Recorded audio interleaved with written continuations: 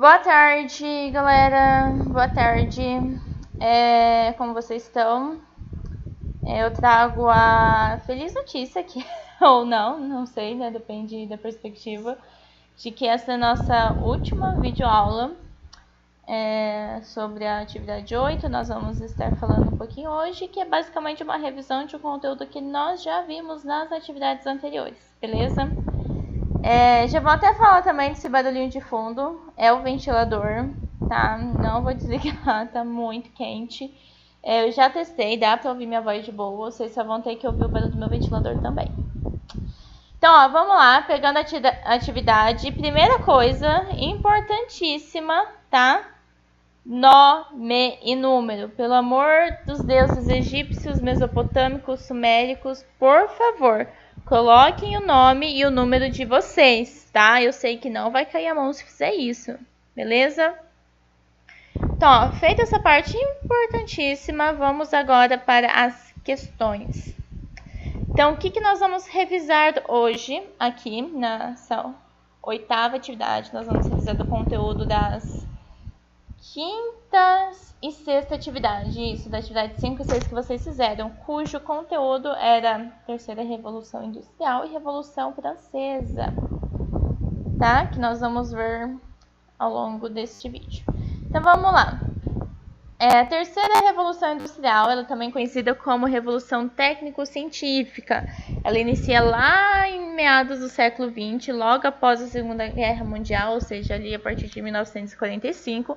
E ela foi uma revolução que ajudou a desenvolver, né, a tecnologia e que se espalhou pelo mundo todo, né? Foi aí que a globalização fez aquele boom, né? Foi se expandindo. E aí vocês têm um textinho, claro, né? Eu vou só destacar os pontos principais para vocês.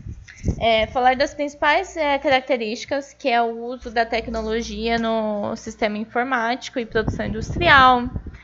O desenvolvimento da robótica, de engenharia genética, biotecnologia. O que significa isso? Vacinas. Aposto que vocês nunca ouviram falar a palavra vacina tanto quanto a gente tem ouvido ultimamente, né? Enfim, então essa engenharia genética, essa biotecnologia, são estudos para desenvolver novos remédios, novas vacinas, né, curas para doenças, enfim. E também teve uma diminuição de custos, aumento da produção, porque com mais tecnologia você consegue produzir mais em um menor período de tempo. Enfim, teve outras características que vocês vão estar lendo aí na folhinha de vocês, tá? E aí, essas transformações que foram possibilitadas por esses avanços técnicos científicos, a gente vivencia elas até hoje. Por exemplo, no ensino remoto, ele está sendo, esse ensino, né, em plena pandemia, está sendo possível justamente por conta desses avanços técnicos científicos, né? E aí, cada nova descoberta, ela representava um novo patamar alcançado dentro dessa revolução, que ficou conhecido como capitalismo financeiro. Ok, pessoal? Apesar de todos esses pontos, né, positivos que foram citados, né, criação de vacina, avanços na área da genética, das telecomunicações, também teve a parte negativa desse processo, que trouxe a desvalorização da mão de obra, ou seja, muita gente precisando trabalhar e os salários baixíssimos, o desemprego também, o desmatamento, o mau uso dos recursos naturais, porque, gente, a água é um recurso que vai acabar eventualmente. O petróleo que a gente usa para se locomover de um lugar para o outro é outro recurso que vai acabar eventualmente. Então, apesar de todos esses avanços, nós não estamos utilizando todos os recursos que tanto precisamos para sobreviver de forma consciente, tá? Então, esse seria o ponto negativo. E aí, agora a gente vai para as questões. Deixa eu só tomar uma água, que estou com a garganta seca.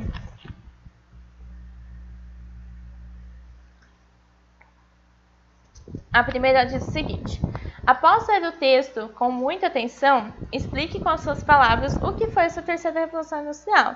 Então, não façam cópia do texto, pessoal, porque se eu quiser ler cópia, eu leio o texto, tá? Então, falem com as palavras de vocês.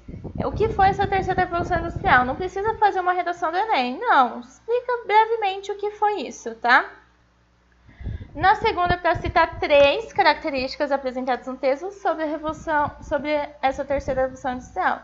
Então, nós vimos lá que tem várias características, vocês vão destacar apenas 3, tá? Terceira, na sua opinião, o que a Revolução Industrial trouxe de benefícios, ou seja, coisas boas para as nossas vidas? Então, pensem em que sentido a sua vida foi facilitada após a terceira Revolução Industrial. Se tiverem dificuldade para pensar nessa, tentem imaginar como que seria a vida sem internet, sem energia elétrica, sem combustível fácil para se locomover. Quarta, de acordo com o texto, quais foram as consequências negativas em relação à terceira revolução industrial? Então, este é um ponto que o Hobsbawm, né, que é o autor do texto, ele vai apontar lá no finalzinho dele, tá? Então, vocês vão dar uma lidinha lá no último parágrafo e vão anotar quais foram essas consequências ruins. A quinta, quais foram as consequências, ou seja, quais foram as áreas desenvolvidas pelo capitalismo financeiro durante a terceira revolução industrial? Então, lembra que eu falei, teve algumas áreas que foram mais envolvidas, tivemos avanços maiores por conta do capitalismo financeiro. Vocês vão retornar ao texto para responder esta, ok? Então, essa é a nossa revisãozinha sobre a terceira revolução industrial. Se vocês tiverem qualquer dúvida, professora, eu não entendi direito essa parte aqui, você pode me explicar? Com todo prazer, só me chamar lá no grupo, ou pode até perguntar aqui no YouTube, enfim, que for mais fácil. Agora, a Revolução Francesa. A Revolução Francesa ocorreu lá no ano de 1789 e a partir desse evento inaugura o que a gente chama, que alguns autores na realidade chamam de Idade Contemporânea. Tá? Então, por que ocorreu a Revolução Francesa? Porque antes a França ela tinha uma estrutura que chamava Estado absolutista. No Estado absolutista, o rei tinha poderes absolutos, ou seja, ele era quem executava, quem criava leis, ele às vezes até tinha papéis religiosos, então ele era absoluto. E aí, quais eram os estados que a população se enquadrava durante essa época do Estado absolutista? Nós tínhamos o primeiro estado, que era representado pelos bispos do alto clero, né, galera importantíssima da igreja. No segundo estado, a gente tinha a nobreza, galera bem granfina mesmo, ou a gente chama também de aristocracia francesa, que desempenhava as funções militares ou as funções jurídicas. E o terceiro estado, que era todo mundo, basicamente, 97% da população compreendia no terceiro estado. Por quê? Era representado pela burguesia, o baixo clero, comerciantes, banqueiros, empresários, sans-culottes, que é basicamente quem não tinha dinheiro. Os trabalhadores urbanos, camponeses. Então, como eu disse, eles totalizavam 97% da população, tá? E aí, no regime absolutista, né, que a gente sabe que o rei tinha poder maior sobre a sociedade, o terceiro estado, ali, o pessoal da burguesia, né, os comerciantes, eles já estavam entrando em contato com algumas ideias iluministas. Lembram dos iluministas? O John Locke, Montesquieu, Rousseau. E eles, cansados de serem pisoteados por essa galera folgada da nobreza, eles começaram a reivindicar direitos maiores na Assembleia e respostas para as crises que afetavam eles. Por quê? Eles tinham que pagar taxas altíssimas, só que eles não tinham um mínimo de retorno, ok? E aí, o país estava enfrentando essas crises, como a falência de empresas, né? O comércio não estava gerando lucro, muitas pessoas sem emprego. E para resolver esse problema, o rei decretou a Assembleia dos Estados Gerais, tá? Com o objetivo de decidir pelo voto os rumos do país. Só que como que funcionavam esses votos? Eles eram de representação por estado. Então, o primeiro e segundo estado se unia contra o terceiro estado, ou seja, não era muito bem uma assembleia justa, certo? Porque cada estado tinha um peso. E aí, o terceiro estado ficou revoltadíssimo, os trabalhadores burgueses ficaram muito indignados. Então, em 14 de julho de 1789, essa revolta ela tomou proporções gigantescas e a massa de populares tomou a Bastilha. A Bastilha era uma prisão enorme que representava esse antigo regime, esse regime absolutista. E todo mundo que descontentava o rei mandava para esse lugar. Então eles tomaram o lugar, roubaram as armas, libertaram os presos e aí naquele momento iniciou a Revolução Francesa. Então agora a gente vai responder as questões referentes a isso, tá? Vocês vão ensinar a alternativa correta que fala sobre os estados durante a Revolução Francesa. Aliás, durante o período absolutista, né? Porque depois da Revolução aí mudou toda essa estratificação. Na 7, em que ano a revolta tomou maiores proporções e a massa de populares tomou a Bastilha? Qual que foi o ano da Revolução Francesa, galera? Na 8, qual era a forma de governo antes da Revolução Francesa? Acabei de falar.